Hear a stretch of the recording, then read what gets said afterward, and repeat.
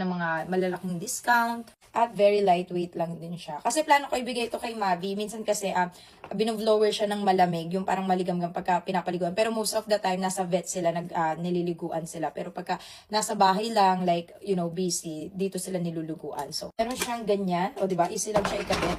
Merong mas maliit. At meron ding ito. Ito naman, pwede to gamitin sa mga fur baby ko pag pinaliguan. Gusto nito.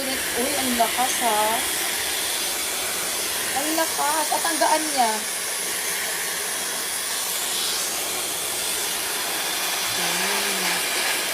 Pwede kasing hindi mainit. Meron diyang tatlo. Dito yung mainit. At dito naman yung malamig. So, pwede mo siyang bawasan o lakasan yung mainit. O kung gusto mo, cold lang. Ito malamig.